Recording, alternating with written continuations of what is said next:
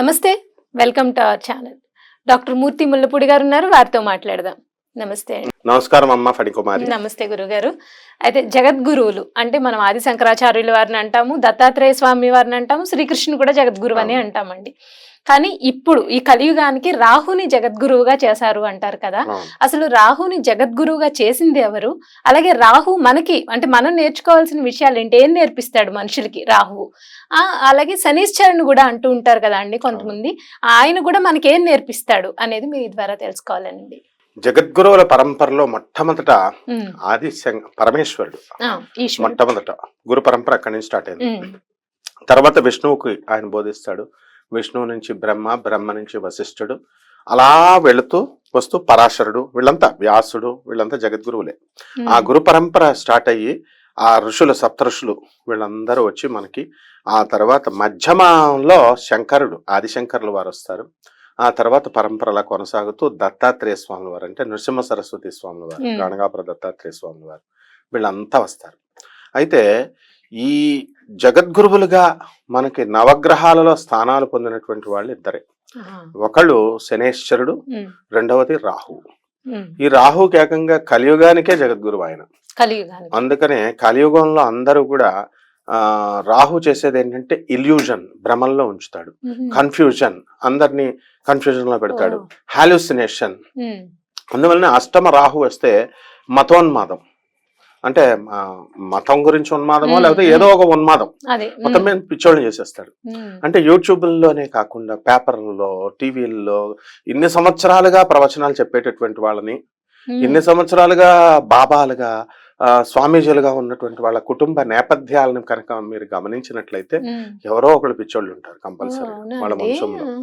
ఎందువల్లంటే ఈ యొక్క రాహు ప్రభావం అనమాట. కారణం ఏంటి, వాళ్ళు సరిగ్గా చెప్తే వాళ్ళని వదిలేస్తాడు ఆయన. కన్ఫ్యూజన్ లో పెట్టి వాళ్ళ స్వాత్కర్షలు చెప్పుకుంటూ, వాళ్ళ గొప్పలు చెప్పుకుంటూ, ఈ యొక్క పురాణాలలో, వేదాలలో ఏదైతే ఉందో భగవత్ వాక్యాలు, ఋషులు చెప్పినవి, ఋషులు చూసినటువంటివి, విన్నటువంటివి యథాతథంగా చెప్తే మాత్రమే వాళ్ళని వదులుతాడు. అలా కాకుండా ఉంటే మాత్రం కంపల్సరీ వంశం పైన ప్రభావం చూపిస్తాడు. అదే అష్టమ గురువు, అష్టమ రాహువు, అర్ధాష్టమ రాహువు అన్నారు. అసలు ఈ యొక్క రాహు ఎవరు అనంటే రాక్షసుల తల్లి, మనకు తెలిసిందే దితి. ఆ దితి కశ్యప ప్రజాపతి, వాళ్ళకు పుట్టింది రాక్షసులు, దైత్యులు అన్నారు. అండ్ దేవతలు పుట్టారు అదితికి, వాళ్ళంతా దేవతలు అయ్యారు. వాళ్ళల్లో ఈ సింహిక గర్భ సంభూతం అంటాం, సింహిక రాహు యొక్క తల్లి. అంటే అనేకమైన పేర్లతో పిలుస్తాం అన్నమాట రాక్షస మాతని. చాలా గొప్ప పవర్ఫుల్ మేధస్సు ఉన్నటువంటి తల్లి ఆమె. వీళ్ళు తపశ్చర్య అని చెప్పుద్ది. చెప్తే తల్లి ఆజ్ఞానుసారము రాహు ఏం చేస్తాడంటే మహాజ్ఞాని ఆయన. అందువల్లనే రాహు ఏం చేస్తాడు, క్షీరసాగర సముద్ర మదనం జరుగుతున్నప్పుడు మిగతా వాళ్ళంతా దేవతలందరూ అమృతాన్ని విష్ణుమూర్తి వచ్చి పోస్తున్నాడు. విష్ణుమూర్తి కపటోపాయాన్ని కనిపెట్టేశాడు రాహు. విష్ణుమూర్తి కూడా కపటయ. ఇప్పుడు దేవతలు ఎవరు, వాళ్ళు ఎవరో కాదు, దేవతలు రాక్షసులు ఇద్దరు ఒకే తండ్రి పుత్రులు, తల్లులు వేరు. కాబట్టి దేవతలు ఏం మంచివాళ్ళు ఏం కాదు. ఎన్నో వృత్రాసురుడిని, దేవి అమ్మవారు వృత్రాసురుడు అనే రాక్షసుడిని కపటోపాయంతో సముద్రపు అలల్లోకి వజ్రాయుధాన్ని దూర్పిచ్చి ఆ ఇంద్రాణి శక్తి చంపేస్తుంది. భస్మాసురుడిని మోహిని అవతారం ఎత్తి మన విష్ణుమూర్తి తలపైన పెట్టించేసి చంపించేస్తాడు. అన్ని కపటోపాయాలే. వాళ్ళు దేవతలకు తగ్గవాళ్ళు రాక్షసులు, రాక్షసులు తగ్గవాళ్ళు దేవతలు. వాళ్ళిద్దరు వాళ్ళ సంతానమే మనం. కాబట్టి సగం 50% లక్షణాలు వాళ్ళే ఉంటాయి, 50% లక్షణాలు మనకి రాక్షసులు ఉంటాయి. అండ్ సప్త ఋషుల నుంచి మనం పుట్టాం కాబట్టి మన తాతలు ముత్తాతలు వాళ్లే. కాబట్టి మనం ఏం సపరేట్ ఏం కాదు. ఇప్పుడు ఎంత తెలివైన వాడంటే క్షీరసాగర మదనం చేసినప్పుడు ఈ విష్ణుమూర్తి ఇలాగా అమృతాన్ని పోస్తుంటే దేవతలకు మాత్రమే పోయాలి, రాక్షసులకు పోయకూడదు, వీళ్ళ వినాశకారులు అని చెప్పేసి అనుకుంటున్నాడు. వాళ్ళ మనసుల్లో ఉన్నది గ్రహించేస్తాడు రాహు. గ్రహించేసి దేవతల రూపంలో వచ్చి కూర్చొని అమృతం తాగేస్తాడు. వేస్తే అక్కడ ఉన్నటువంటి సూర్యచంద్రులు ఇద్దరు సైగ చేస్తారు విష్ణుమూర్తికి. అప్పుడు శిరచ్ఛేదనం చేస్తాడు విష్ణుమూర్తి. అప్పటికే దిగిపోయింది. కాబట్టి తల ఏమో రాహుగా ఎంతసేపు పైకి చూస్తాడు, రాహు ఎంతసేపు కిందకి చూస్తాడు. ఏంటంటే భూలోకం, పెళ్ళం కావాలా, కారు కావాలా, ఇల్లు కావాలా, ఇలాంటి భౌతిక సుఖాలు కోరుకుంటాడు. ఈ కేతువేమో నా శిరస్సు ఎప్పుడు పడద్దా పైకి పోయిందని ఊర్ధ్వలోకాలు మనమే అనమాట.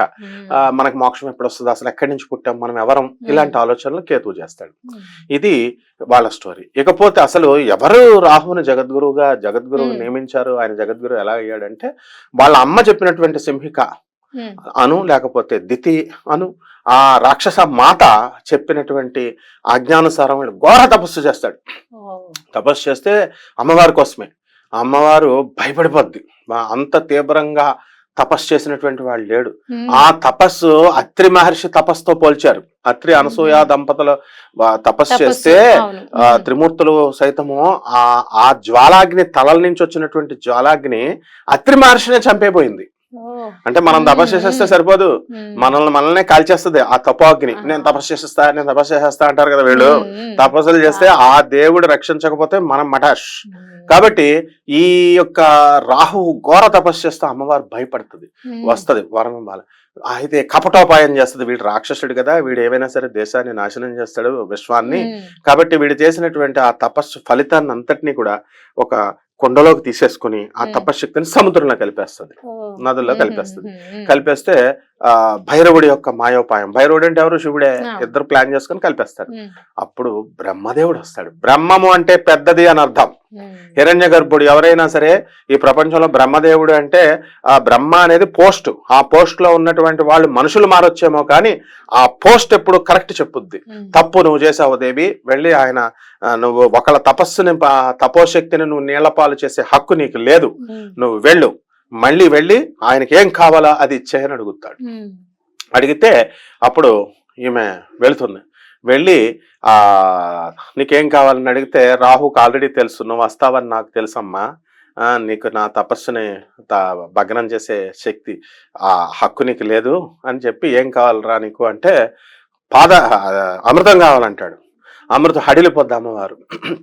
అమృతం ఇస్తే వీడు చిరంజీవి అయిపోతాడు. అప్పుడు అమృతాన్ని ఇస్తుంది. ఇవ్వగానే అమృత కలశం పట్టుకొని వెళ్ళిపోతా ఉంటాడు రాహు. వెళితే వీడి దగ్గర నుంచి అమృతాన్ని మనం దొంగిలించాలా, మళ్ళీ కపటోపాయం శివుడు అమ్మవారు.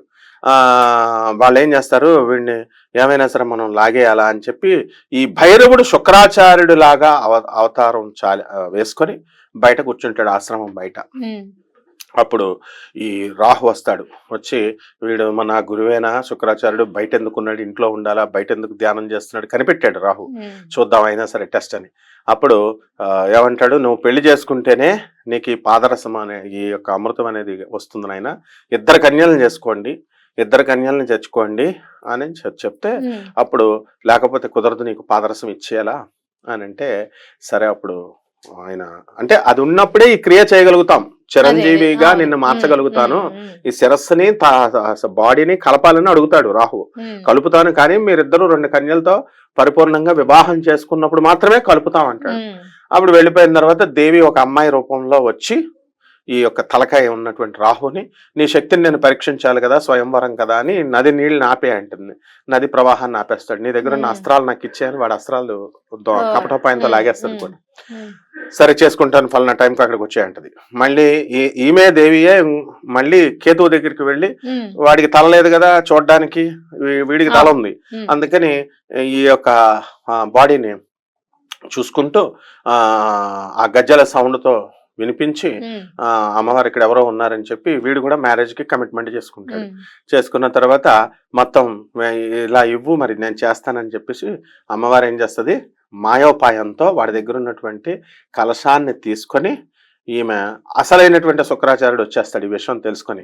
వీళ్ళంతా కపటాలు చేస్తున్నారే, బుద్ధి లేదా మీకు, ఇలా వీళ్ళిద్దరు కొట్టుకుంటారు. మర్చిపోయాను, ఈ రాహువును కేతువు ఈ అమ్మాయి ఇద్దరు కలిసి ఒక అమ్మాయిని లవ్ చేస్తాం మనము, వేరే వేరే అమ్మాయిని తెమ్మన్నాను కదా అంటాడు ఈ భైరవుడు. అప్పుడు ఒకటే అమ్మాయిని మాకు తెలియదు కదా అని చెప్పి, మీ ఇద్దరు ఎవరు చేయించుకుంటారో రండి నేను పెళ్లి చేసుకుంటానంటుంది. ఇద్దరు కొట్టుకుంటుంటే అప్పుడు అసలైన శుక్రాచార్యుడు ఇంటర్ఫేర్ అయ్యి ఇదంతా కపటోపాయం అని చెప్పి వచ్చే లోపల ఈ అమృతాన్ని తీసుకువెళ్ళి ఆమె అష్టాదశ శక్తి పీఠాలలో ఉన్నటువంటి కామాఖ్య అమ్మవారి దగ్గర ఈ పాదరసాన్ని పోసేస్తుంది. అందుకనే మనము ఆ యొక్క శక్తిపీఠాన్ని భైరవుడు ఎప్పుడు కాపాడుతూ ఉంటాడు. ప్రతి శక్తిపీఠానికి ఒక్కొక్క భైరవుడు ఉంటాడు. మనకి అష్టాదశ భైరవులు ఉంటారు. అలా ఈ మరి లాస్ అయ్యాడు కదా ఇతనికి. అందుకని అమ్మవారు ఏం చేస్తుందంటే, బ్రహ్మదేవుడేమో కలిపురుషుడికి నువ్వు కలియుగానికి వెళ్ళి నువ్వు పరిపాలన చేసుకో, ఎవరైతే గొడవలు పెట్టుకుంటారో, అయోగ్య పనులు చేస్తూ ఉంటారో, పరస్త్రీ వ్యామోహాల్లో ఉంటారో, తాగుతారో, జోదర్లో వాళ్ళు పడేసుకో అంటాడు. అతను అప్పుడు ఈ కలిని కంట్రోల్ చేసేది రాహువు. రాహువు ఏం చేస్తాడంటే, అమ్మవారు నీకు నేను జగద్గురు స్థానాన్ని ఇస్తున్నాను, ఎవరైతే ఈ కలి పురుషుడు పట్టుకున్నా కూడా వాళ్ళను కూడా ఉద్ధరించాలి కదా. సృష్టి నియమం ఏంటంటే చెడ్డోళ్ళని కూడా ఉద్ధరించాలి. చెడ్డోళ్ళు కలి పట్టుకుంటాడు కానీ వాళ్ళు కూడా ఉద్ధరించబడాలి. దేవుడు సహాయం చేయడు. దేవుడు ఏం చేస్తాడంటే, కలి కబ్జాలో ఉన్నటువంటి వాళ్ళని బ్రహ్మ విష్ణు మహేశ్వరులు అన్లెస్ మనం అడిగితేనే గానీ డౌట్లు చెప్పరు. ఏ టీచర్ అయినా డౌట్లు అడిగితేనే చెప్తారు. గురువు అంటే అది. కాబట్టి బ్రహ్మ విష్ణు మహేశ్వరులకు సంబంధం లేదు. అలా అంటే మనం ఈ ఇరుక్కుపోయినటువంటి వాళ్ళంతా కూడా కలి కబ్జాలోనే ఉండిపోవాలి. కాబట్టి వీళ్ళని ఉద్ధరించడానికి ఒక కొత్త పోస్ట్ క్రియేట్ చేసి అమ్మవారు, నాయనా రాహు నువ్వు చేసుకో అంది. అందుకనే ఎవరైతే నిజాయితీగా, నిష్కర్షగా, నిర్మోహటంగా, యథాతథంగా పురాణాల్లో వేదాల్లో ఉన్నది అవతల వాడు ఏమనుకుంటాడని కూడా తెలియకుండా అజ్ఞాని నామపి చేతాంసి దేవి భగవతి హిసా బలాదాకృష్య మోహాయ మహామాయ ప్రయచ్చతి. జ్ఞానుల్ని సైతం మోహంలో పడవేసేటటువంటి ఆ యొక్క దాన్ని, ఆ జ్ఞానం అనేటటువంటి ఖడ్గంతో నరుక్కుంటూ వెళ్ళాలన్నమాట. అలా వెళ్లకుండా ఎవరైతే కపటోపాయంతో కపటంగా నెక్స్ట్ ఎపిసోడ్ లో మనం తెలుసుకుందాం. రైట్ అండి. థ్యాంక్ యూ గురుగారు. ధన్యవాదాలు. Thank you.